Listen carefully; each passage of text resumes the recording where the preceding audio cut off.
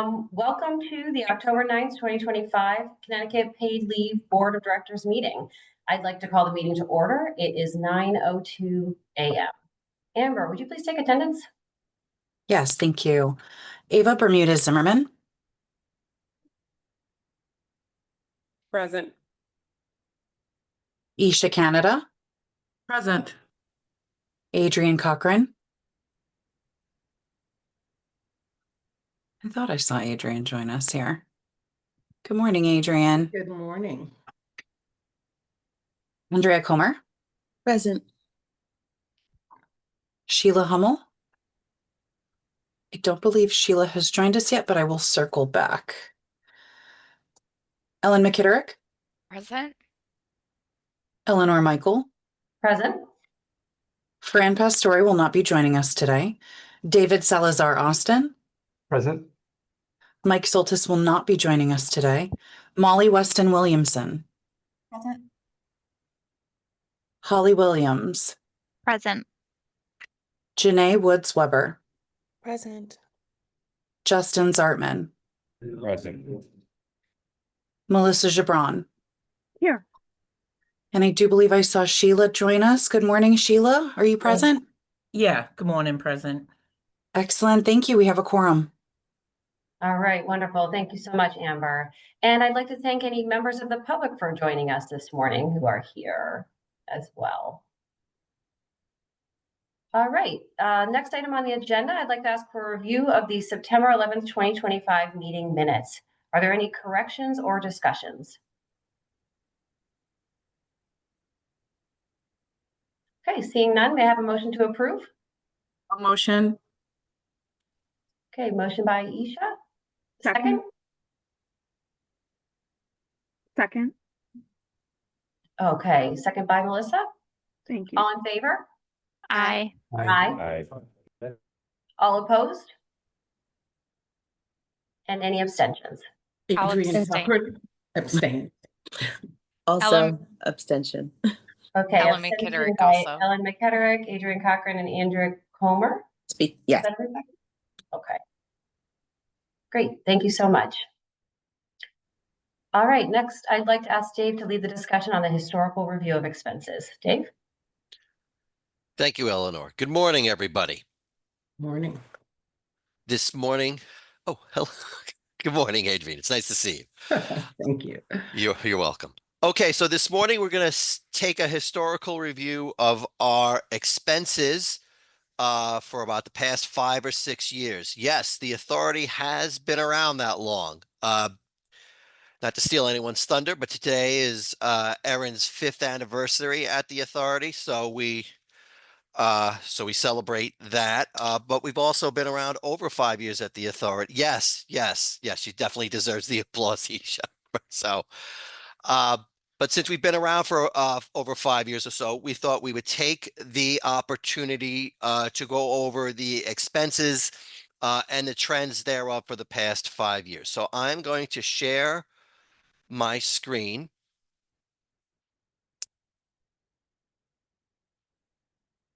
Oh, give me one moment while. All right, let's try that again. There we go. We can see your screen, Dave. Okay, let's get it in slideshow mode. Okay, let's get started. So high level, let's talk about the expenses of the authority. So this chart gives you a sense of scope and puts into perspective how much of the expenditures of the authority the operating expenses make. And that is the green row down at the bottom. And so we've been running for the last few years at a run rate of about $37 to $39 million for expenses of the authority. And we'll get into what makes those up in a few minutes. But I just wanted to show how the expenses compare to the benefits paid, which is the red row, and the contributions, which is the blue row. So the benefits have been going up over time. And while the expenses have been going up, not nearly as much as the benefits. The benefits as of the latest fiscal year were over $445 million. And so, and they continue to go up, as do the contributions. To look at this another way, if you look at the percentage of the expenses of the authority compared to the benefits paid, which is the total amount of money going out the door for the authority, the percentage of expenses decreases over time. In fiscal year 22, it was at 22.7, and it was that high because we were only paying benefits for half of that fiscal year since January of 2022. So after that, it was a full year of benefits. So the percentage of expenses was at 12 and then went down to 9.5 and then went down again to over 8%. So the amount of expenses over time becomes a smaller piece of the total amount of money that the authority is spending, because benefits takes up more than that. So what makes up the expenses of the authority? In terms of major categories, the two biggest pieces of the pie are the benefit administrative fees that we pay to AFLAC and the administrative fees that are paid to the authority. There's also some smaller pieces, such as the bond repayment, because we had to take out bonds to build certain systems, like the contribution system, for example. The authority is required to pay those back. And that's basically at about $2.1 million a year. That amount does go down a little bit every year, and we are at a pretty competitive rate of 3.5% in terms of the interest we're paying back on the bonds. So that's pretty good. There is also a seed repayment. For those of you who have been around for 5+ years, you might remember that in the beginning, before we were getting any contributions, the state had allotted us some seed money. The authority was required to pay that back by, I believe it was October of 2022, and we did. But that was an expenditure of the authority and why it's included here. Before I dive into the administrative expenses of the authority, just one more word about the benefit administrative fees. Those have been flat for 3 years, from January 22 through December of 2024. If you look at fiscal year 2022, it's half. Oops. Jumping too far ahead. 2022 is half of 2024. The only reason that 2023 is not the same as 2024, and in fact 23 is lower, is because the authority actually got some money back from AFLAC this year because certain servicing levels weren't met. And so contractually, AFLAC gave some money back to the authority. Since then, that was the first year that AFLAC was doing work for us. And so since then, the servicing levels have been met. So the authority hasn't gotten back any money, which is fine because the servicing levels are being met. But the benefit administrative fee only went up in January of 2025 this year, and it went up by 3%. So that expense has been pretty flat in what was a relatively high inflationary environment. Okay, on to the next slide regarding paid leave administrative expenses. The paid leave administrative expenses for the past few years have been running between roughly $12 to $14 million. And so, as it probably won't come to a surprise to a lot of you who hear my financial statement presentations, the significant categories are payroll, the contact center, outreach, IT, grievance adjudication, and there's some additional expenses that I'll dive into deeper in a few minutes. We also did have a seed repayment that was paid out of our operating budget because at the time we were doing better than budget. So we decided to repay some seed money out of the operating budget and keep the money that we normally would have paid in the contribution budget so it could sit there and earn interest. I'm going to dive into some more detail on these in some other slides, but you'll notice that for some years, there are certain increases that are higher than the prior year. And so I just want to touch on those high levels. So for example, the payroll number, you'll see in fiscal year 22, it jumps from about $2 million to $5 million. And that's because we had a significant increase in staff count this year. We went from 19 to 33. And so that's why it increased what it did. The contact center, that's been pretty stable over the past few years, running at about $1.5 million. There's about a 3% increase every year. Outreach, we're going to do a deeper dive in a couple of minutes, but I will say that fiscal year 2025, as you can see, was $1.4 million at the high end of what we spent for outreach. That was by design because that was the first year we started our CEC initiative, our Community Engagement Coordinator initiative. And so that was the biggest driver of the increase from 2024 to 2025. It wasn't the reason for the whole increase, but it was a significant part of that. IT, as you can see, it fluctuates depending on what's going on in any particular year. For example, in fiscal year 2022, we were at almost $3.2 million, but that's because we were utilizing consultants for the system maintenance of the contribution system. The year before, a lot of that had been paid by bond funds because it was the first year. But then after that, we weren't using bond money anymore, and we were using operating money, but we were using outside consultants at the time. But then we made the move from utilizing consulting partners to internal staff. So from fiscal year 22 to 23, it went down because we were using our own staff for a lot of the system maintenance and obligation. And then in 2024, there was another increase in IT. Again, we were utilizing outside consultants, and that was for the fund recovery system, which we're currently using now.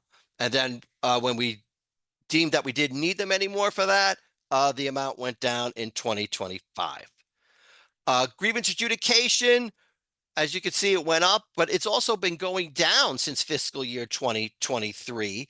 The amount of appeals has gone down in time for that. So in part due to the work that our own internal team is doing.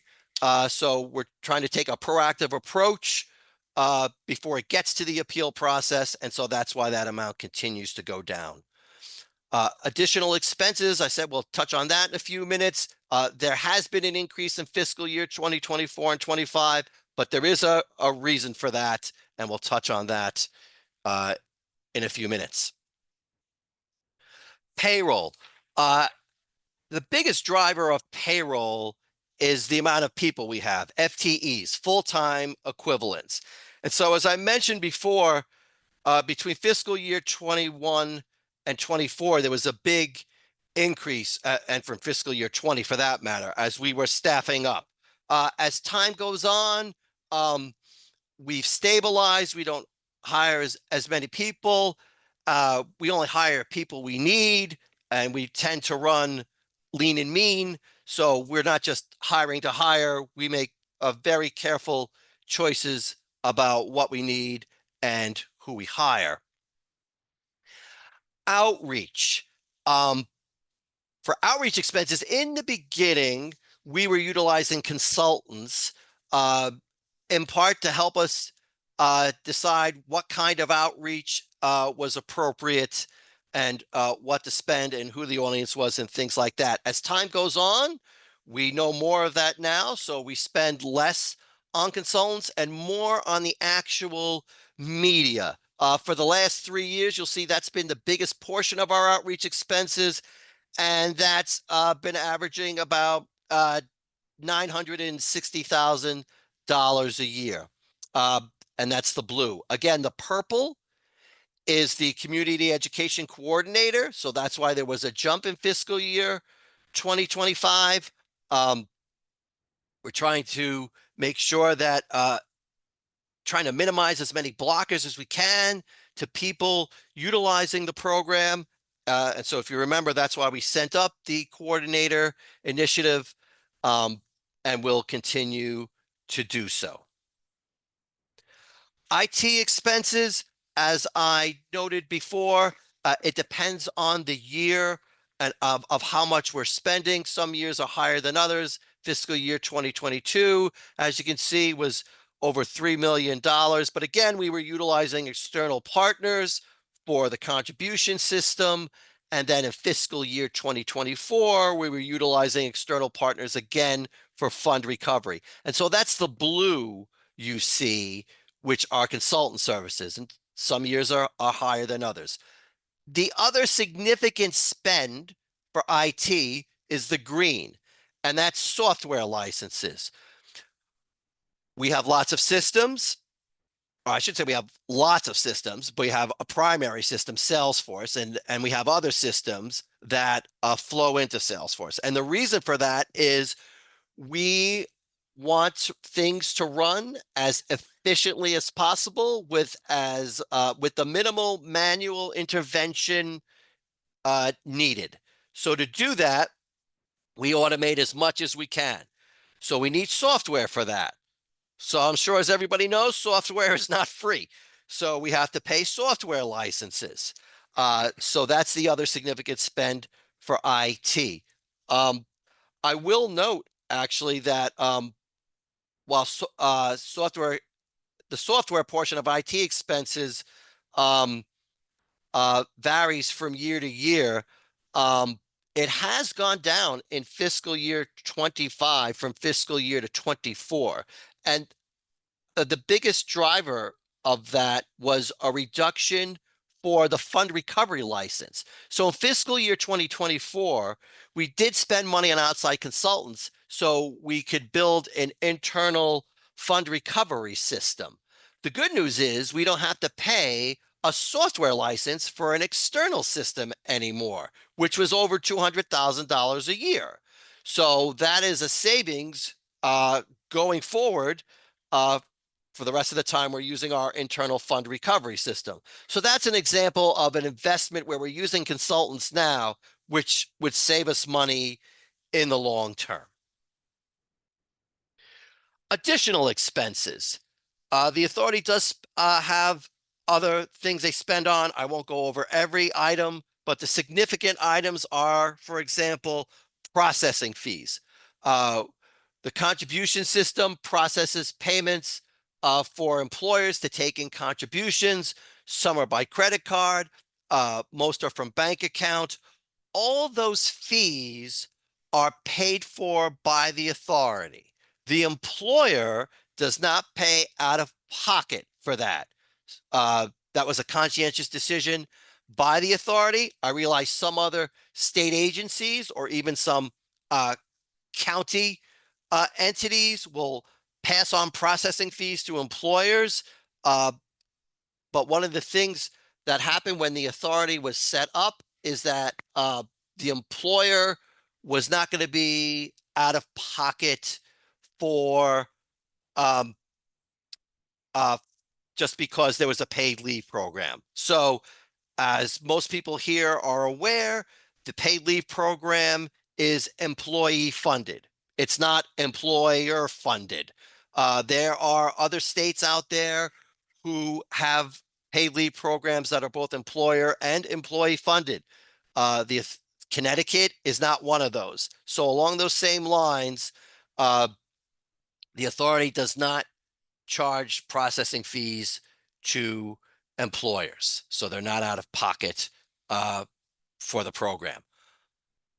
Other services that are paid for are actuarial services. So every few months, the actuary spring come by, let us know what's going on, what they see for the future. We think that's important to know, which is why we spend money on that. So if we have to make decisions regarding the future, we know now and not at the last minute. Auditing services, I may be biased, but I think that's important to know that our records and our processes are running the way they should and that our numbers are correctly reflected. Legal services, we spend money on that from time to time when we need outside expertise. That's not a dig on Michael or his staff or even Erin for that matter. But sometimes we need some help with things from the outside, some contractual expertise, for example, and we just want to be penny wise and not pound foolish about that. For example, when it comes to contracts, we might want to make sure they're set up the right way from day one, so we're not paying for it later, literally or figuratively. I'd mentioned earlier that additional expenses had an increase in fiscal year 2024 and 2025. That's because that was the first year that the fund recovery initiative went into service. And so we were paying for expenses like printing and postage for fund recovery notices to go out for those employers whom we didn't have an email address. The good news is that is certainly not wasted money because that is more than paid for itself with the amount of contributions and interest and penalties coming in. In fact, the penalties alone more than cover the cost of printing and postage. So again, that's money well spent as we invest in spending money to make sure that employers are compliant with the program and the contributions coming in are what they should be. And last but not least, we need insurance like everybody else does. So insurance is an additional expense as well. I've been talking about actual expenses a lot for the past few minutes. I just want to touch on budget versus actual, budget being the blue column and red being the actual column. Historically, we have spent less than what we budget. When we budget, we do budget conservatively and prudently, but we certainly do manage our expenses. So if we don't have to spend the money that we budgeted, we don't. We're not an agency, for example, when the end of the year comes and says, well, we better spend that budget money or we won't get it next year. Because we're a quasi-public, we don't work that way. And we certainly don't think that way. So if we don't need to spend the money, we don't. And then every year we look at and prepare a new budget and see what we need and see what we don't. To further point out the management of expenses I just hinted at, there are certain things we do to manage those expenses so that we can certainly stay within budget and when possible become lower than budget. One of the primary things is utilizing external partners for a few reasons, but certainly for one when it is financially prudent to do so. Because in certain instances, utilizing an external partner is less money than building a system up front and then maintaining it internally. So we like to utilize external partners when it's less to do that.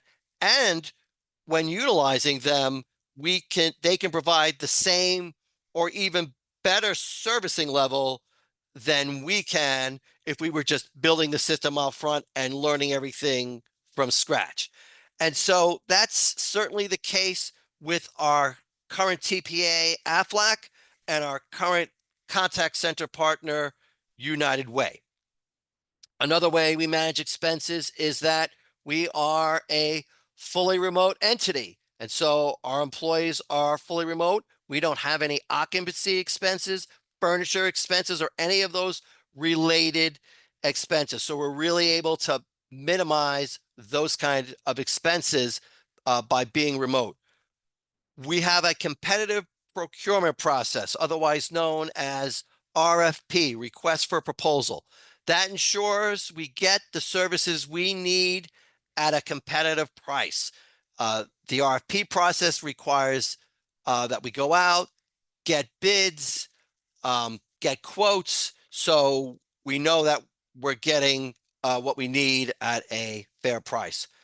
As I mentioned before, we manage IT costs. There's a thoughtful allocation between utilizing internal resources versus consultant resources. And when it's appropriate, we'll use the outside ones for the time we need, as opposed to just hiring and then looking for work for them if there's a downtime. So we're not doing that. We use outside consultants when we don't need them anymore, then we don't use them anymore. Internally, we make wise investments in personnel. We hire judiciously. We hire what we need and when we need it. As far as promotions go, we promote from within, and we certainly have done that and encourage that kind of culture. And lastly, we maximize the reach of outreach efforts. I think Jess is going to talk about that in a few minutes, so I don't want to steal her thunder. But I will mention that because of the outreach we do with print, for example, or online, we have the opportunity to write and publish articles at no cost to us. Because of the TV ads we do, for example, when I say we, it's mostly Erin, does TV appearances promoting the authority, so we have the opportunity to do that. So that is a very high-level summary of the expenses and what we've been spending and how we've been spending it for the past 5 or 6 years. And so at this time, I'm happy to take any questions from the board.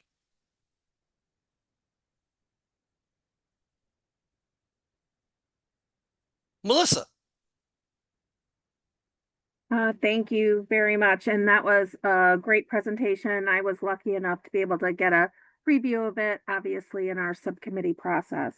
So I have several questions. I'll start with just a couple and then wait and then come back. Maybe somebody else will ask one of my questions. The first question I have is, you mentioned revenue from penalties. Can you tell me what are we collecting in penalty revenue on an annual basis? And if you don't have it now, you can get back to me for sure. I don't have it handy, but I could Okay. probably have it by the time I do my regular financial statement presentation. Okay. And I could certainly tell you what we've been running fiscal year to date so far, though that's only a couple of months. And last year was our first year. So Okay. I'll certainly get back to you on that. Okay, great. Thanks. And then my second question is, in one of your slides, you referred to the community engagement coordinators as contractors. Are they actually contractors, like a 1099, or are they actual state employees? No, they are contract. Sorry, yeah. go ahead, Erin. Because they're neither. They're Oh. we have contracts with the organizations. So it's not a 1099 situation. We have contracts with the various organizations and then they staff them up. So the CECs are neither independent contractors nor state employees. But we decided to do it as a contract rather than as a grant because we felt that gave us more controls, a little bit more it was a path for us that we've already gone down before in terms of having contracts and having expectations and having existing sort of contractual remedies for holding them accountable. So that's why we used the contract as opposed to a grant process. Okay, so I just need to follow up on that response. So who approves those contracts, and is there a list of the organizations that are providing this service? Yes, so we have the list, it's on our website, there's, as well as their contact information, if people need to reach out to them for assistance. The first batch of CECs were selected following a competitive procurement process last year. So we posted the RFP. The team internally made the selection based on the RFP responses. So that was done internally. We did end up selecting each of the 7 organizations that responded to the RFP because they each had really great work plans. So we've been working with them. And we have a staff member who is responsible for the sort of direct interaction with them and holding them accountable. We are currently in the process of a second RFP to expand the program. So that is another public RFP process, which the responses are due on the 15th, I believe. So again, the internal outreach team plus Michael will be reviewing those responses to determine what they are proposing and to see if we can fill in some geographic gaps, some language gaps, and some area gaps, which is really our goal for this process, for this overall program, is to fill those gaps. We don't get any. I'll circle back. Yeah, just so you know, it's not. It's truly just run as a straight up RFP. There's really no sort of other involvement. We don't get any sort of, it's been a small enough project that nobody's really been like, oh, hey, look at these folks. It's just been a straight up RFP. Okay, great. I'll take a look at that and then wait my turn. Thanks. Sure. Justin? Totally agree. Thanks, Dave. And again, I appreciate the presentation. It's very informative. First time I'm seeing it. Just a few questions. Going off the last comment about the CECs and expanding them this year, I think that maybe we should reconsider that. I know the RFPs went out, but understanding that the last 2 board meetings, we've talked about budgetary constraints. That may be something we want to analyze to see if we need to continue that expansion. My question though is on the FTEs. There's seems to be, staffing an increase year over year, every year. Understanding getting the program up and running that there would be an increase, but we still see that in the past few fiscal years. Is there a plan to stop the increases in staffing, or what is the long-term plan of that, especially understanding our budgetary constraints moving forward? Absolutely. So with the staffing, we, as you saw, clearly had rapid growth in the first couple of years, where we really had to go from Andrea and me working part-time as essentially on loan from DAS to what we have now. We are still a pretty new agency, and so there are still a few areas where we see that there may be some gaps, but we're actually in the place now we're also refilling positions. So as we mentioned, our associate general counsel left us at the end of the summer to go back to his former job for a promotion. So we do have some refills that we will need to make. And we have some right sizing. So in the IT side, for example, some of the positions we needed when we were starting, we are assessing whether refilling those positions makes sense, or whether if we have different needs, we should fill at those levels. So it's definitely slowed down immensely. I think our last hire was just a year ago. She just had her anniversary. So, but I do expect that we will be looking to add in a couple more targeted areas, just to make sure that we are meeting our obligations in terms of providing the right services to the state and making sure that we are kind of utilizing staff where appropriate rather than contractors. So I don't see us growing a lot, but I do see movement. And I also see opportunities for growth internally, right? We do have some ideas for sort of internal promotions, again, to right size and recognize growth and responsibilities. Thank you. My other question dealt with outreach, but it's specifically media, and it sounds like what Dave said that we're going to get more information on that, so I can just hold off. till Yeah, that. I think Jess has a whole presentation, so if you Okay. hold those for Jess, that'd be great. Great. Eva? I just wanted to point out on the outreach committee, we have conversations pretty frequently on priorities and locations that the outreach team does in order to really help people understand what paid leave is and get them signed up to the program. And every so often, they share with us the different events and fairs that they attend in order to do that outreach. Some of those fairs and events have fees, but they take that into account in regards to the budget and where the most bang for the buck really lies. So like I just wanted to point that out in the budget, the kind of nuance and difficult conversations and decisions that are made, because they're doing their due diligence to make sure that the time that they're using and the priorities that they're taking, even with contract, really highlights why we're there and when we're there, rather than taking action on something that's not really yielding results. So just wanted to give a shout out to the team and to their thought in that process.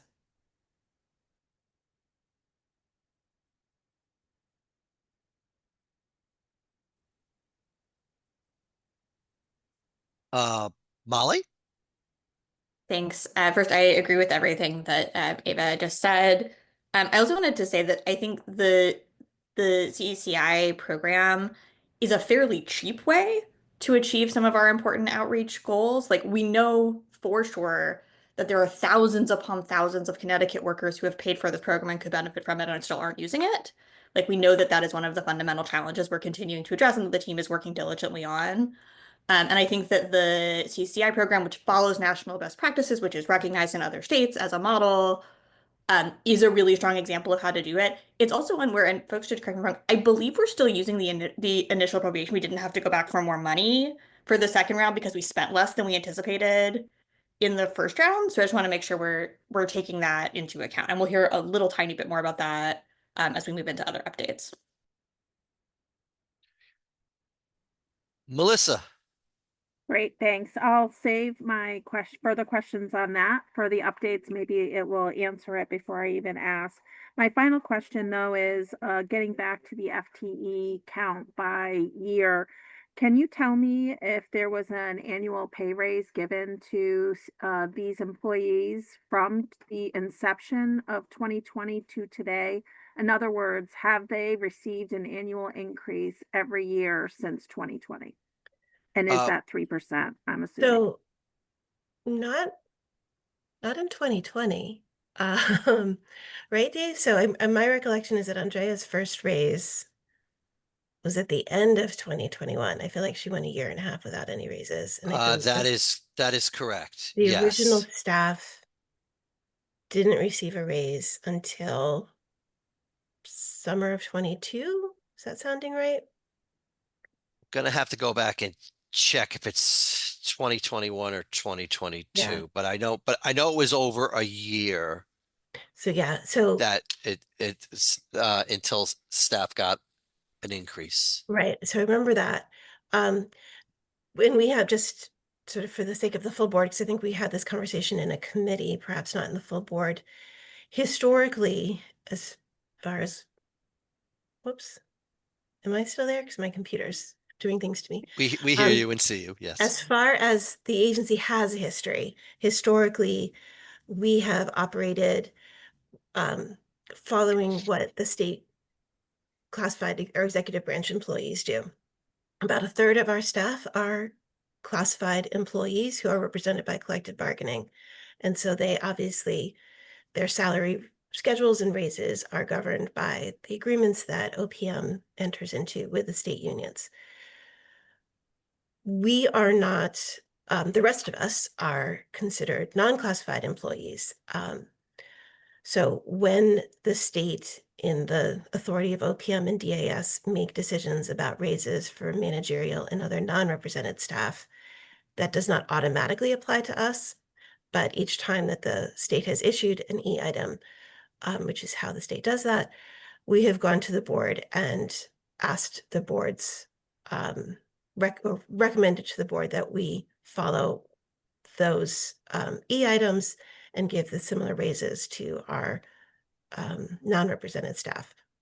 So, as I said, I remember that there weren't raises in that first year, but there have been raises in subsequent years, and we have followed what the state has done, both from we have to because of our union staff and from an equity perspective for our non-union staff.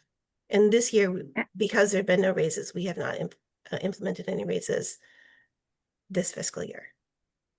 Okay, and then just to follow up is, and I appreciated in the subcommittee, I had requested the operating chart as it wasn't in the, or maybe I did it in a regular meeting, I can't remember, because it wasn't included in 2025. And I really appreciate that because it's super helpful to try and understand the organizational footprint. But one of the things I would also like to have as a follow-up is matching the union classification to that operating chart, just so sure. that we get a sense on what staff is part of the union versus which staff are not. I think that would be super helpful, and I'll wait for the rest of the presentation. Thank you. Sure, we can absolutely do that. We can color code it is probably the easiest way. We have 3 unions represented on our staff: clerical, A&R, and P4, which is engineering and scientific. So our IIT folks who are unionized are in engineering and scientific, our finance folks and our contract specialist are in A&R, and our clerical is in clerical, but we can kind of color code that just so you can see.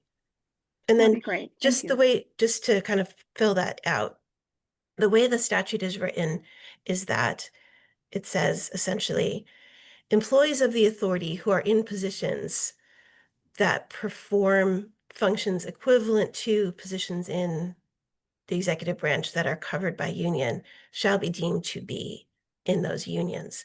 So our outreach folks and our benefits folks are in positions that really do not have comparators in other sort of state unions. So our benefits folks are closer to sort of the workers' comp, which is in the HR series, so not unionized. And the outreach folks are really comparators to, at this point, mostly non-classified folks in state agencies. So that's kind of how it breaks down.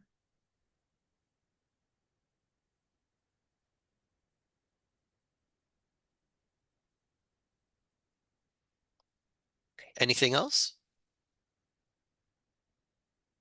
All right. Seeing none, thank you so much, Dave, for that thorough presentation, and to everybody for your excellent questions and comments there.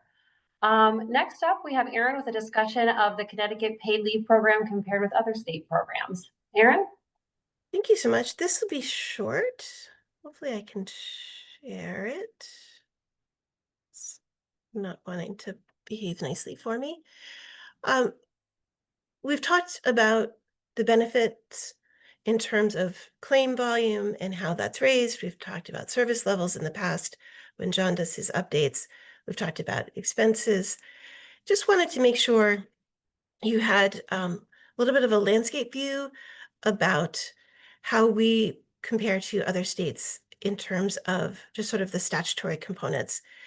So this is similar to a chart you've seen in the past, but really just shows where Connecticut is in terms of the contribution rate. As Dave has mentioned, most of the other paid leave states are a combination of employer and employee participation. California, New Jersey, Connecticut, and Molly, correct me if I'm wrong, I think New York are employee only, but just you can see that at least for what we can tell for 2026, for the states that have issued their rates, we remain very low in comparison to everyone else. We also just wanted to share with you kind of a 10-year look back of rate history for the states that have a history. So we've excluded the newer states in that lower chart, and just show kind of where we've maintained the lowest rate, and also we've maintained no fluctuations, which is part of our statutory responsibility. We also wanted to just kind of depict how benefits are provided in other states. So the purple bars show the total benefit allotment in weeks by states. But some states, particularly those legacy states which had a temporary disability insurance program, so California, New York, New Jersey, and Rhode Island, they had temporary disability going back decades. And then in the early 2000s, amended their laws to add in a family leave component. And so sometimes when you look at summaries of what states provide, they only show the family leave component. So California looks like they only have 8 weeks, but actually they have 60. Because if you compare it to the medical plus family, which is what we have, you have to add in the TDI. So we just wanted to show that. We also wanted to share that there are states like Connecticut that offer a little bit of extra time. For all of us, really, except for Colorado, that time is associated with pregnancy and childbirth. Colorado did just legislatively add 12 extra weeks of benefits for families who have children in the NICU. So the blue line in front is really the supplemental. So we just wanted everyone to sort of see where we are in comparison in terms of total weeks of benefits provided. And where we are is about average, but certainly less than other states that have that supplemental time off for medical leave. And then we just also wanted to share with you the comparison of the maximum weekly benefit payment. And we felt it was helpful to compare that to the median household income per state. So each state's program calculates their benefits slightly differently and has different standards for the benefit cap. But other than Delaware, which will be going live in a few months, we have the lowest weekly benefit cap. In 2026, the weekly maximum will be just over $1,000 a week. But I think it's interesting to know that in comparison to the median household income, we're certainly it's not correlated, I guess, is the best thing you can say for that, which I think shows that our program provides good benefits, but they're certainly not extravagant benefits. They're actually quite modest when you look at other states. And when you look at the income, the median household income in Connecticut compared to the maximum benefit that we offer.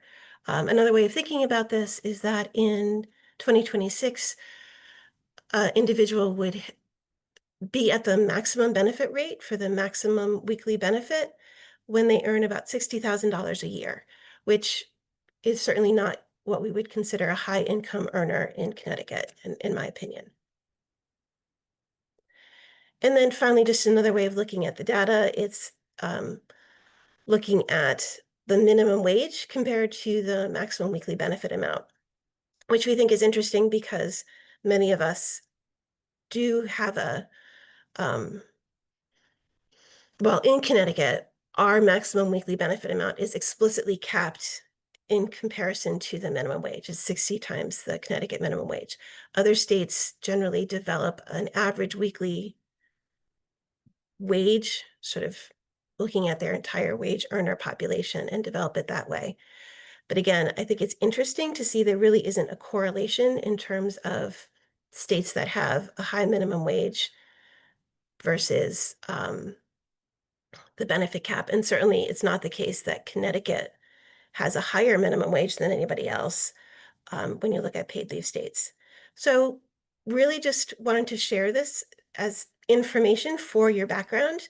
It's something that we've been developing. I want to thank Amber for pulling together the data and creating the charts.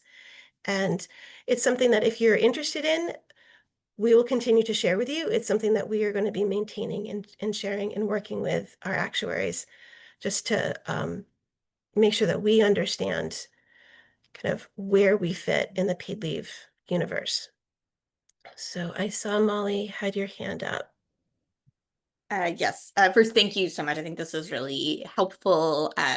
These are comparisons that are literally my whole day job. So I live and breathe these all the time, but it's helpful to have them contextualized here because it's a good thing that it's not everybody's full-time day job. It's helpful to the board to have people with lots of different perspectives. I wanted to add one, Connecticut is one of 3 states that's fully employee paid. New York nominally has an employer contribution. The statute is set up to have an employer contribution. They're just getting away with not making it right now for statutory reasons. Connecticut is also the only state in the country that built a brand new program from scratch in this century that was only employee funded. Like Connecticut and Rhode Island, those are artifacts of decisions made in the 1940s to have a program that employers don't contribute to. The other thing I was going to add is that I think in addition to the really helpful context provided here, something that's not charted, I suspect, because it's very, very difficult to chart in a clear way, is looking at the way the wage replacement rates work out for lower middle to middle income workers. It is hard to like clearly compare those things. So I don't mean this as a criticism of the presentation. The way that Connecticut's program is set up, our bend point, so the point where you switch from the comparatively high rate to the rest of your income is on the lower rate, is pretty low. So Connecticut, you get 95% of your income up to 40 times the minimum wage. And then it switches over to 60% of your remaining income up to the cap.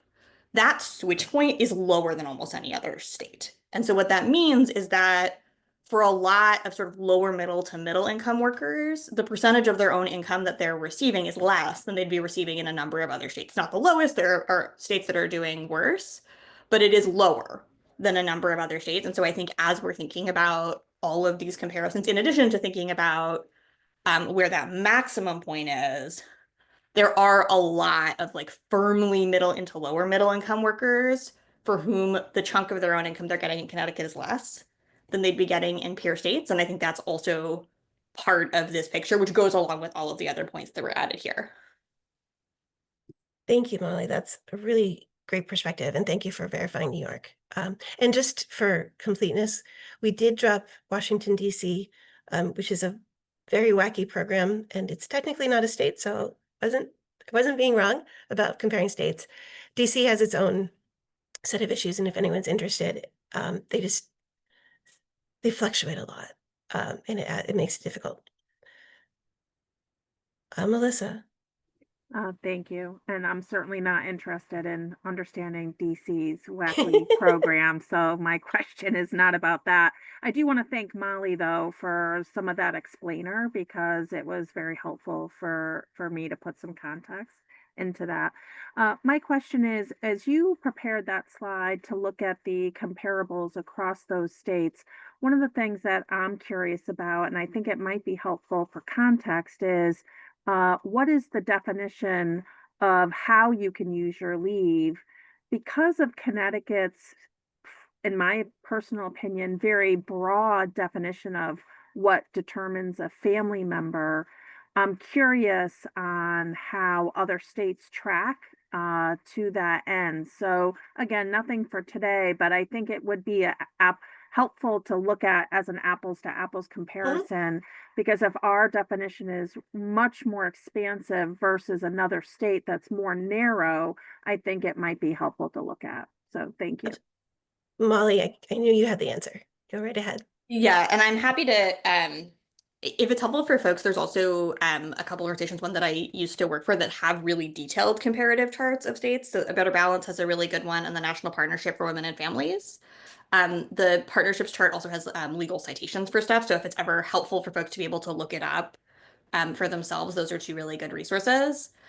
In terms of family definition, there's a bunch of states that are pretty similar to Connecticut. There are other states that are not. It's a real mix at this point. So Connecticut is definitely not sort of the farthest out, but it's also not out on its own. So for example, New Jersey expanded their family definition in ways that are very similar to what Connecticut's definition looks like in 2018. The Minnesota program that's coming online is very similar, so it's a real range. The other thing that might be helpful, and I believe there's plans to do more public work on this, is my understanding is that the vast overwhelming majority of family caregiving claims in Connecticut, as they are in most states, are made by the parent, child, spouse, or partner of the person receiving care. So there are folks, I mean, certainly there are grandparents, there are grandchildren, there are other folks, and there are folks in that relationship that's like family. But my understanding is that's a quite small proportion of overall claims. And I know the authority has done good work on this that might be helpful to share in the future. I think for all of us to have that context together. Absolutely. We can definitely include that. Off the top of my head, I think care for a family member who's sort of, we call it the affinity relationship or chosen family, is about 2.5%, maybe 2.8% of all caregiver leaves. And caregiver leaves are about 19-20%, sort of our fourth most popular reason for leave. So it might be less than 20%, honestly, to make the math work. So it is a small number, but we can definitely pull together some resources and share that, because I do think it's interesting to see where people are taking leave. I think most caregiver leave is actually for parents, then spouse, then children, but it might be parents, then children, then spouse. But we can elaborate on that in the future.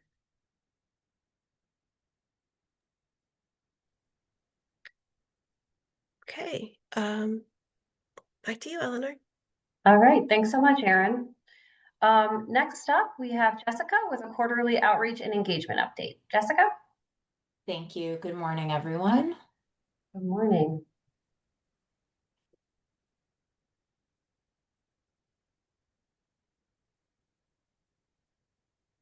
We can see your screen, Jess.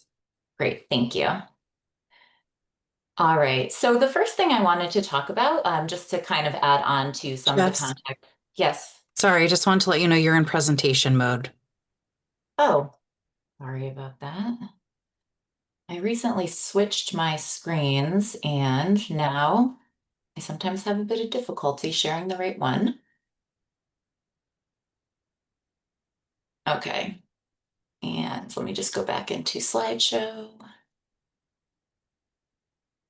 Does that look better? There you go.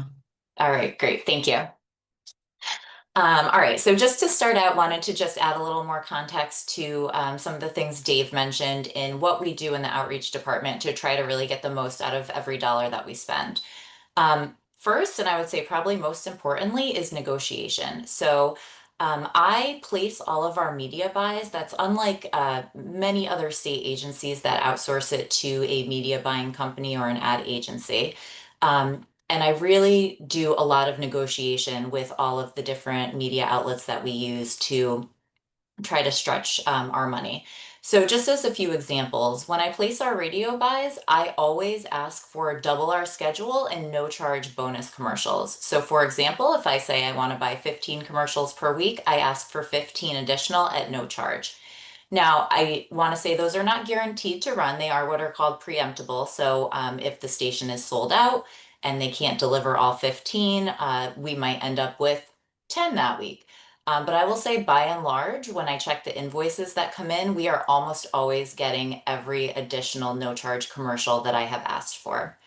Additionally, by placing those radio buys, we are able to secure interview opportunities that otherwise would not be available to us. So just yesterday, for example, Erin went on with one of the Hartford area radio stations to talk about our upcoming Family Expo. Next week, she'll be heading to 2 other stations in Farmington and doing interviews again about our Family Expo.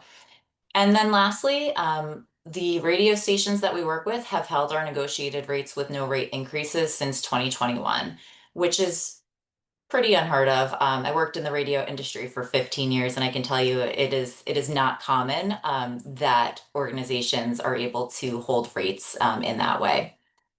In terms of our print, Dave referenced this. So the print publications that we work with, we have secured monthly articles as part of our plan at no additional charge.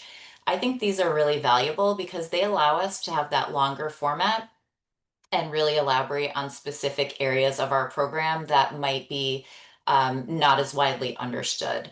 And so that's something that's been going on since we started those print contracts, and every year when we renew them, we ask again for that additional exposure, and they have granted it to us.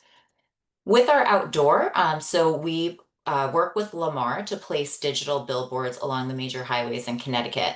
We specifically buy digital preemptible boards. Again, meaning if they're out of space, we might get, moved to a different location or something like that. But the point of doing that is we're able to secure significantly lower pricing by opting for those digital preemptible boards as opposed to a fixed position in a certain location. And in monitoring the delivery, Lamar continually over delivers both on guaranteed plays, so the number of time our ads are seen, and on calculated impressions. Anywhere from 25% to we've had some months where they've been able to over deliver by 50%.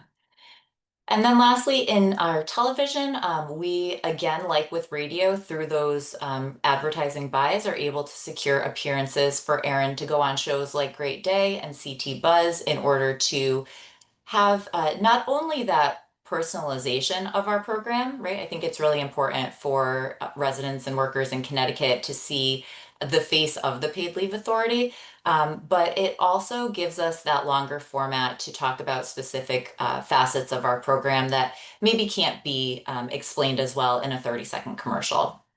Additionally, we always negotiate added value bonus commercials with those TV campaigns. The second area that we stretch our outreach dollars is with our creative production, and I have an example of this that I'll show you a little bit later on. So we create multiple versions of our videos with each new piece of creative. So for example, we've just recorded some new commercials featuring healthcare providers and other providers that work with folks who have developmental disabilities, for example. But all of those providers are also small business owners. So we were able to leverage the connections that we have with them to produce commercials and other ads that will resonate with both of our important audiences, both the workers and the business owners. I wanted to also talk about the podcast. So Nancy does an incredible job with our podcast. And I think there's several really important things about the podcast. So it does allow us to position ourselves as a thought leader, but it also gives us something of value to offer to our partners and potential partners. A lot of our outreach work is built on the connections that Nicole, myself, Nancy, other members of our team have made over the past several years.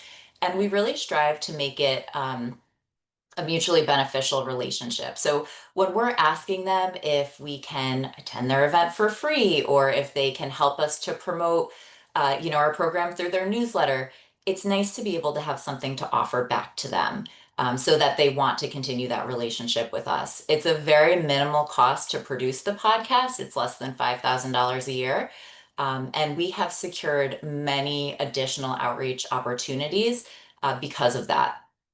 So for example, a couple of our recent podcast guests, including Dr. Schwab from Rocky Hill Pediatrics, Samantha Alzate from a company called Mindful Transformations, and Renee Buffard from Healing Hoofbeats, produce videos for us, which will be used in all of our advertising campaigns. So these folks not only have real life experience with Connecticut Paid Leave, it also saves us money because we're not hiring actors to participate in the program. And then some of these individuals have also helped us with other outreach efforts. So for example, Samantha authored an op-ed for us that appeared in the Connecticut Examiner, both with her perspective as a small business owner and as a recipient of Connecticut Paid Leave who used the program when she had her baby. Another example is Dr. Hinchley, who appeared on the Lyme disease podcast and was so impressed with our program and how it can assist her patients that she asked us for a stack of infographics and started giving them out to patients in her clinic. One of our guests from the Maternal Health Month podcast, Golden Radiance Village, have become great partners. They have community baby showers a couple of times a year and have invited us to attend those at no cost. In our agricultural podcast, the New Connecticut Farmers Alliance connected us to a number of different agricultural organizations that have allowed us to attend their events, to do presentations, to share information. And then one last example, a dad who used Connecticut Paid Leave when he had his second child, when he and his wife had their second child, produced a testimonial for us. He also wrote an op-ed, and he works at the hospital for special care. So he secured a meeting for us in order to talk with them about getting our outreach materials out to their families. So just before I move on, those are just a few of the ways that we really work hard to make sure that every dollar we're spending is providing a great return on investment for us. And it's important that we keep our name out there because people don't think of us until they need us. We know that people are using us in happy times, like when they're welcoming children, but also in really stressful times, like when they or someone in their family has come down with a really serious illness. Nobody wakes up thinking that they're going to get into a car accident, or their spouse is going to get diagnosed with some sort of a serious disease or illness. So it's really important that we are out there so that when these things happen, they have awareness of us, and that's when they'll take action to use the program. Now, just moving on to some of the things we have coming up in the near future. I always like to give a recap of events that we haven't talked about, and also what's coming up. I won't go through these one by one, but just to highlight a couple of them. We will be at the Hispanic Health Council's annual maternal health conference tomorrow. And the focus is not only on maternal mental health, but also intimate partner violence. So this will be a really great opportunity for us to talk about how our program can assist moms, not only with welcoming new children, but also with mental health concerns, or for folks who may need to seek safe leave. I also wanted to highlight that in December, we will be at the Connecticut Conference of Municipalities at Mohegan Sun, and they've invited Erin to give a presentation in which she will talk about Connecticut paid leave as a driver for, I wrote down the title, employee recruitment, retention, and job satisfaction. So we're really excited to have Erin have that speaking opportunity. I did want to provide an update of our community education coordinators and their Q2 results. So in monitoring their work plans, which Virginia on our team is really on top of this, we had only 7 activities that were not yet started, down from 23 in Q1. We had 66 activities in progress and 11 completed. Many of the activities the CECs work on are in progress all year long because they're ongoing. For application assistance, 130 people reported receiving direct application assistance in Q2, bringing the total since the start of our program to 178.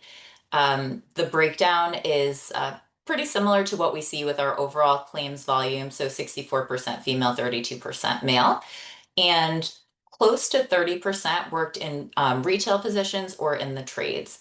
Medical leave, bonding leave, and caregiver leave were the top 3 reasons folks were seeking assistance with applications. Additionally, the CECs attended 189 events that included things like tabling at businesses, hosting workshops, hosting trainings, attending PTA meetings, etc. They documented nearly 5,000 impressions at these events, and estimated a total of over 16,000 individuals at those events. They have distributed almost 10,000 materials over the quarter, including flyers, postcards, brochures, etc., and social media posts. And I did just want to add it because I wanted to be able to share this. So I was messaging with Virginia. We have 20 individuals between our 7 CECs that are working on our program. So it's essentially, in my thought, 20 staff members who are out there talking about the paid leave program, which is hugely helpful considering our outreach team is 4 people, and then we borrow other people as they're able to help us. So this additional 20 folks out there helping us spread the word about paid leave is incredibly helpful. Jess, Isha has her hand up. Oh, I'm sorry, Isha, I didn't see you. Go ahead. I love this update and the CEC model. So my question is on the prior slide, where you were talking about helping potential paid leave clients with application assistance. So I was just wondering, how does that help? What does that help look like? Is it walking them through the application? Do we have the ability for them to be a digital assistant to help them get things into the system? Or can you just talk a little bit about what that application assistance looks like? Yeah, absolutely. And thank you for the question, because that is really the number one thing that we are focused on with this program. So different organizations have different ways of offering that assistance based on what they have determined works best for the communities that they serve. So some folks have like open office hours where people can just walk in and they've got someone there who's ready and willing to help. Others have appointment setting mechanisms where folks can go online and make an appointment. Others have phone hours where someone can call if they just have like a question, or they're sitting in front of their computer trying to do the application and they want someone who can walk them through. So it really comes in a lot of different forms just based on what each group has determined will work the best for their audience. Just to, No, that to makes add sense. to that, though, one of the big things is helping with the digital divide, which we know from a lot of the work DAS did is still pretty significant in Connecticut. And so we do expect the CECs to help with that, either in those office hours or by appointment, where folks can come in and use their computers. The CECs are not entering the data for the individual. They're really sort of sitting there at their shoulder, helping them, making sure that they understand that they can use the system, and helping kind of clear up those friction points so that our goal is to make sure that people can get their applications in cleanly and not get it denied because there's just a gap, or they were just like, too many things, too many buttons. Well, thank you. Thank you both, Erin and Jessica, for that update. I think that's a wonderful model. So appreciate the clarification. Thank you. Absolutely. Andrea has her hand up too. Yes. Thank you. Hi, Jess. This is great. Clearly you all are covering a lot of ground. I think the one question that I have is, have you looked at sort of geographically where there may be gaps in terms of people participating and targeted your outreach accordingly? Yes, we're definitely always looking at that, both through our, sort of overall our outreach and with the CEC program. So when we do notice gaps where, application rates are not as high, we try to do targeted outreach in those areas, whether that's attending an event, connecting with an organization who can help us, spread the word through their newsletters or, other things they have going on. Specifically with the CECs, with our second round, we are asking for very specific geographic information on the towns. So not just the general region, but the specific towns in which these organizations, have folks that they serve, so that we can fill in any gaps. So if we know, for example, we've got, organizations right now in Hartford and Bridgeport and Danbury, in Willimantic, but we don't have an organization specifically in like the Norwich, New London area. So that's something that we'll be looking for as the new applications come in to try to fill that gap. I believe Thank Melissa. you so much. Yeah. And Melissa. Yes, thank you. I quickly took a look. Thank you so much, Jessica, for putting the link in the chat of the community education coordinators. I briefly was looking through some of those folks, and I do have a question based on the listing of who those 7 contractors are. I'm just curious. Is there any sort of a legal definition for an immigrant status to be able to apply for Connecticut paid leave? Great question. So no, our statute doesn't address immigration status at all. In order to be to be an eligible employee, you have to work for a business in the state of Connecticut, and you have to have earnings, and we validate those earnings almost exclusively by looking at DOL. The only time we don't look at DOL earnings is if there is an employer like a church, for example, that doesn't report to DOL from a UI perspective, in which case we have to talk to the employer directly. So we look at the person's earnings and their employment status. We do ID verification, but that's to enable us to ensure that it's a real person and not a bot, because that's a whole other issue. But immigration status is not part of our statute in any way. And do they have to also have any sort of EIN also? Is that a requirement? Because it's my understanding that I guess there is a population of folks who are here illegally that have an EIN that are actually paying taxes. I've been told that. So I'm just curious, is there an EIN requirement at all for the program as well? For employees, no. Again, we look at their employment history. For employers, we require them to provide us with their federal employee identification number. That's our common identifier. And for sole proprietors who enroll in the program, they enroll with their social. Great, thank you. Molly? Thank you so much for all of this. I wanted to ask if you could just take a minute to talk about the RFP process for the next round of CCS. We heard a lot about that on the committee meeting, but I thought it might be useful for us to hear a little bit since it had come up before. Yeah, absolutely. So thank you. That was a nice segue into my next slide. So yes, we are in the request for proposals period right now. We posted the RFP at the beginning of September. We held an information session in the middle of September, and we asked for written questions by September 15th. We did not receive any.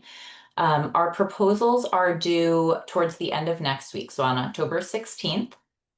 We have sort of the end of October through the beginning of November blocked out for proposer interviews, which would be a committee consisting of, myself, Virginia, and Michael. And then we have November 14th as our date to select proposals and then start our contract negotiations on November 17th with the intention of entering into these new contracts for 2026. So starting January 1st through December 31st. We also are talking with our current community education coordinators regarding contract renewal. So instead of them, submitting a whole new proposal, we've asked for them to submit for us their work plan and budgets for the upcoming year. So we have asked for those by October 17th. We will be completing them, completing the review of those by November 1st so that we can do contract negotiations and execution by the end of December. Again, to line that contract term up with any new contractors for January 1st through December 31st of next year. Molly, before I move on, do you have any other questions about the RFP process? No, I just knew we had questions about it before, so it felt good, but I think I was just anticipating what you were about to say anyway. Great, thank you. All right, so next topic to discuss, I think you've all heard about our Family Fun Expo and Resource Fair, which is coming up a week from Saturday. Wanted to just sort of reiterate the reason we've decided to do this is it's kind of twofold. So building trust within the community and offering something of value to the community, as well as, again, building that partnership with our community partners and organizations. They have been so gracious with offering us opportunities to extend our outreach, and so we wanted to offer them that as well, and also put together an event that would really bring together different services that will benefit the folks that use all of our programs. So we have 16 different exhibitors. We have a number of state agencies who will be there, including Office of the Treasurer, Office of Early Childhood, DSS, DPH, and ArrayRx from the Comptroller's Office. So we're excited to have those there, and then a number of community organizations as well. We have fun activities for the kids throughout the day, including interactive exhibits, face painting. It's a free event, but we did offer a pre-registration incentive for folks. And we sold, I'll say sold out, even though it was free, of our 100 pre-registrations very quickly. So we know that there is interest in attending this event. We'll have some mascots from some of the local sports teams, and our promotion of this is in full swing, and we're doing a lot with not a lot of money to promote it. So we used our own 5 minutes of impact segment to have Erin do a little discussion with Nancy of what this event is all about. We've been using some child and family focused websites and newsletters, which, going back to when we first started talking about this, last year around this time, the Outreach and Engagement Committee gave us a lot of great suggestions, and we've been able to use those. We're repurposing some of our print ads, specifically in publications that are for those for whom English is not their native language, including The White Eagle, which is a Polish language paper, and La Visión, which is Spanish. We're repurposing some of our radio ads and Spotify ads using social media. And then our team has just really been boots on the ground, distributing our flyers around Hartford and surrounding towns, reaching out to the school districts, and wanted to give a shout out to Sheila and thank her for connecting me with the appropriate folks to get this on ctvisit.com as well. So we're very excited about this event, and the next time you hear from me, I will have a recap of how it went. Just to show you a couple of examples of some of the media that we're doing in order to promote this. Touching on school outreach, which has been a big focus over the summer in preparation for the new legislation that went into effect October 1st. We've done a number of webinars. So we have held 12 webinars so far for different audiences: public schools, non-public schools, employers and employees. We have a few additional dates coming up, 3 to be specific, and that was just based on the demand of folks wanting to get more information. We've also had one-on-one conversations with any school district that has requested it. We've done presentations when asked. We did presentation for American School for the Deaf per their request. We have some digital campaigns running just for general awareness.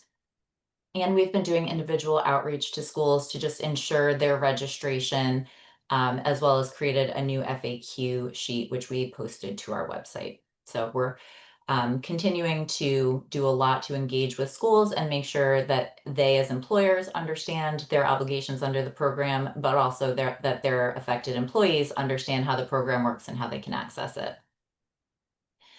And then lastly, and this is my last slide, I know this was a longer presentation, but I want to share 2 new pieces of creative, and this will illustrate for you what I was talking about at the beginning, how, you know, we try to really stretch our dollars. So these individuals are both healthcare providers and business owners. And so when we went in to record them, we had them speak from these different perspectives. So what does paid leave mean as a healthcare provider for your patients, and what does it mean from an employer perspective?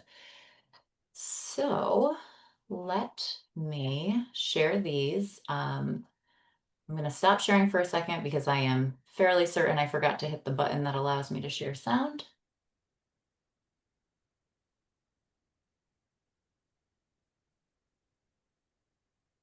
And can you see my screen with the video ready to play? Yes, we can. Yes. Thank you. As a pediatrician, one of my favorite parts of the job is seeing new babies, and it's been so terrific. Since CT Paid Leave has started, we have parents routinely coming in with this very simple 1 piece of paper. We sign it, we fill it out, and then that allows them to have paid parental leave, which is such a gift. We have a lot of really tired new parents, new moms, new dads, new partners, and giving them the opportunity to stay home, bond with their baby, support their partner has just been amazing. So that's just one example. Again, we had 3 different individuals working in the healthcare field who produced videos with that perspective. And then this one will just give you an idea of how we are also leveraging those to make an employer perspective video. As a small business owner, Connecticut Paid Leave has really been a godsend. It really allows me to attract and retain really great employees. Employees know that they can come work for a small business and have the safety net. It makes me feel good that they're going to be able to get the services that they need. It lends to a lot of positivity with our staff and more willingness to become a part of our team because they know that they have this benefit if they need it. And again, not only will those be used for television, for digital, but the audio will be isolated for radio. So again, just repurposing them in as many ways as possible so that we're not paying, you know, duplicative fees in order to make commercials for different media. And thank you for listening to that longer than normal presentation, but I'm happy to answer any other questions that may have come up.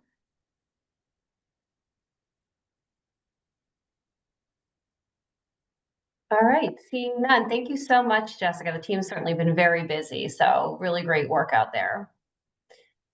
Next on the agenda, we have item number 6, which is administrative matters relating to board membership.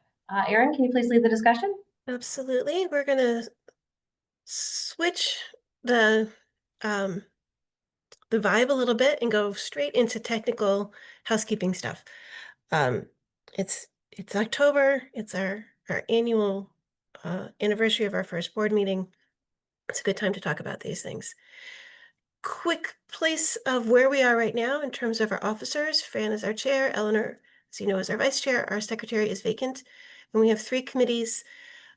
This is our current list of who has asked to participate in these various committees. But, you know, we recognize that things that you may have signed up for last year, 5 years ago, perhaps, maybe you're less interested in. And we just want to give everyone a chance to kind of reassess. So first up, we do need to do an election of board officers. The board chair is appointed by the governor from among the members of the board, but the vice chair and secretary are technically supposed to be elected. Full disclosure, we should be doing this much more often than we have. It's been a couple of years, so we need to clean that up. So we are asking for either self-nominations or to nominate another person, but please check with them first, to fill the role of vice chair and secretary. They're relatively minimal roles, quite honestly. The vice chair's primary duty is to lead the board meetings when the chair is absent or is not otherwise available. The secretary in the past has also led board meetings when both the chair and vice chair are absent. And by resolution, both officers have the ability to validate that I have signatory authority if that's necessary. So pretty minimal, but we do appreciate it, and it is really essential that we have people to lead the board meetings. So our request to you is, if you have any interest in serving in either one of these roles, to let Fran Pastori and me know before the November board meeting. If we have one person each, then we will tell you all that in November and ask you to vote to just ratify. If we have more than one person for each role, we'll hold an election. If nobody volunteers, you will be expecting some phone calls because we do need to fill these positions. So that's ask number 1. Ask number 2 relates to just the committees. We have the Policy and Personnel Committee, the Outreach and Engagement Committee, and the Finance and Audit Committee. Some of you are on one committee. Some of you are on multiple committees. A few of you have told us that your work obligations really prevent you from being able to attend committee meetings, which is perfectly fine. We do need to have the committees meet. They do a lot of really valuable work. And we'd like to have at least 4 members on each committee. But, you know, the more the merrier. The big issue for us is that we need to have a quorum in order to take any action at any committee meeting.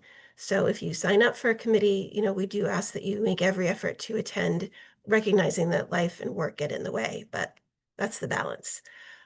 So think about it. If you love your committee and want to stay, let us know. If you're like, wow, I really wish that I got to spend more time with Dave diving into finance and audit, let us know. If you want to add to your committees or drop, again, please just let Fran and me know so we can kind of get those solidified before we start scheduling the 2026 meetings. And finally, we do ask each board member to complete a contact form and an affiliation form when you join us. But we know that contact information may change. You might have changed your phone number, gotten rid of your landline, whatever it is. So we'd love for you to update that. We also have the affiliation form where we ask you if you feel comfortable sharing your organizations that you work with, other boards, other volunteer organizations. We really ask for that twofold. One, if we are going to be reaching out to an organization that you are involved with, we like to let you know. And 2, if you're involved in an organization that isn't a target area for us, we might be asking you to give us that warm handshake or introduction. So forms are pretty straightforward. They're fillable. Be on the lookout for an email from Amber just asking you to update your information. We keep them private. We're not sharing or selling it at all, but it just is helpful for us to know so we can make sure that we are communicating with you and giving you the opportunity to communicate with us. So that is that, unless anyone has any questions. Yes, Ava. So one curiosity, is it possible for in our next email, you send us a reminder of who's on which committee? Sure, we can absolutely do that. They have the land, and where we need to fill gaps. And then another request is if we have a nomination, we all know each other from this space, but outside of this virtual space, many of us do not have contact with each other. So there are people that I trust to nominate in this space for secretary or vice chair, but I have no idea if they would want to take it on. And I'm sure this is not going to be like a contentious election where everyone's chomping at the bit for these positions. I'm sure it's a kind of scenario where it's like, oh, if nobody does it, then sure, I'll do it. Would you or one of the team members be a convener of like figuring that out? If I make a nomination, it's like, Absolutely. If you let's have figure it out. recommendations that you're like, hey, this person would be great, Yeah. feel free to send them to Fran and me, and we can do the reach out to see. I don't think you need to get personalized pencils and stickers for this election, but we would appreciate anyone being willing to be on call. Thank you. All right, but great suggestions. Thank you, Ava. All right, excellent. Thank you so much, Erin, for that presentation. And now we're going to be moving on to our committee reports. And I believe I'm going to be sending it back over to Erin for the policy and personnel report, as Mike is out today. Sure, it's easy. Policy and personnel did not meet in October. They will meet again on the first Tuesday of November. All right, thank you. Next up, Molly, would you please provide the outreach and engagement report? Sure.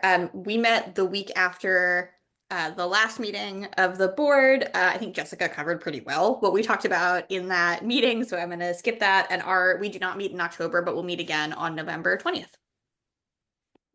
Excellent. Thanks so much. And Holly, would you please provide the finance and audit committee report? Yep. The committee met last month and had a discussion on the historical review of expenses, which was shared today with the committee.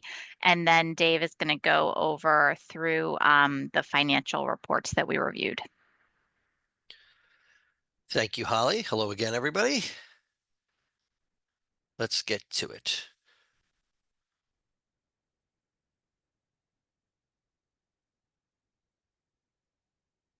Okay, you can see my screen, correct? Yes.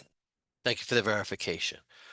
Okay, we're going to discuss the results through August and a preview for September. So we'll start with the operating account, as we always do. The operating results for the month of August were just under a negative, just over a negative $1 million. We did have a positive variance of just under $200,000 for the month. I will highlight fund recovery penalties. Since Melissa asked about it, we were just under for the month, just under $2,000 for a variance at $96,000 this month. So year to date, we're at $98,000. Melissa, you had asked about what an annual run rate was for penalties. So last fiscal year, 2025, it was $672,000 of penalties coming in. The year before that, which was the first year that we instituted those penalties, it was for the full fiscal year, and it was $809,000. The first time out the gate, the penalties tend to be higher because when employers first get that penalty notice, they're like, oh, I guess they were serious about that program that they had warned us about. So after that, there was more employers in compliance, so there was less penalty revenue coming in the next year. Year to date, our activity has been just over $1,950,000 with a positive variance of over $500,000. Moving on to bond money, we expended just over $57,000 for the month. That was a $15,000 negative variance. And so year to date, we spent over $135,000 with a negative $51,000 variance. Even though that variance is negative at this time, we do have over $1.3 million of bond money remaining that we can use, and we expect to continue using that as the year goes on. Moving on towards contribution activity. For the month of August, we had almost a negative $48 million month of activity. The biggest driver of that, of course, continues to be benefits paid, which were at $49.3 million. And that did create a negative run rate of more than $4.5 million, which was the biggest contributor to the minus $3.7 million activity for the month. In the month of August, our run rate per week, and this was for 5 weeks, by the way, so if that number looks higher to you than it normally is, number one, we had 5 weeks. And number two, we had a somewhat of anomaly that week. We had a record-setting week of almost $10.3 million, which as a result of that, our average run rate per week for the month of August was $9.9 million. That's higher than usual. The month before that, it was $9.3 million. But hold that thought, because we're going to preview September in a few minutes, and you will see that that average run rate went down. Contributions for the month were just over $400,000. That was $300,000 greater than budget. Our investment income was $2.4 million, and there's a $400,000 variance there. Year to date, our activity is almost $43.9 million positive. That is a $7.3 million negative variance. Again, because the benefit activity was more than we budgeted. The fund for the paid leave authority, i.e. the contribution account, is over $629.7 million, so remains in a good place. I mentioned there'd be a preview for September. September's expenses for the month were just over $1 million. Nothing really out of the ordinary there. I do want to focus on benefit payments, which were $38.5 million, back down to a 4-week reimbursement to Aflac. And so for the month of September, excuse me, the average run rate decreased from 9.9 the prior month to $9.6 million. And so we've been hovering around that.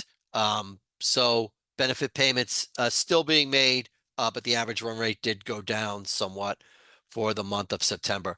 Contributions were almost at another $500,000, and investment income, again, it's been pretty consistent at $2.1 million. So those are the results for August and September, preview of September. Again, I'll take any questions anybody has at this time. All right, any questions for Dave? Seeing none, thank you, Dave. Erin, can you please provide your CEO report?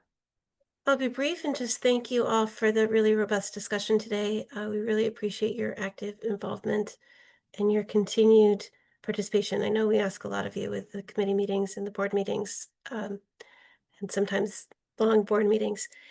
If you ever do have information that you would like us to provide to you, either directly or at a committee or board meeting, please never hesitate to reach out to me directly.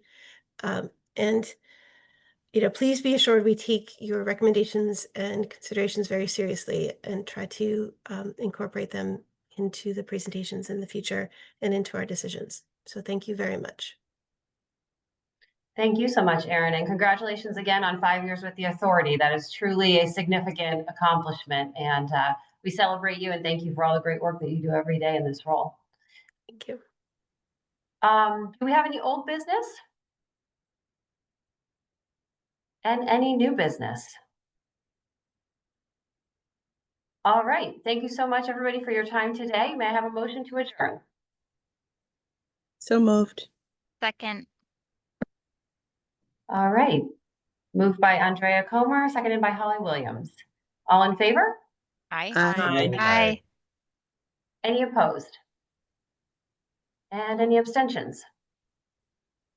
All right, the motion carries. It is 10:41 a.m. and this meeting is adjourned. Thanks so much and have a great day, everybody. Thank you. Thank you.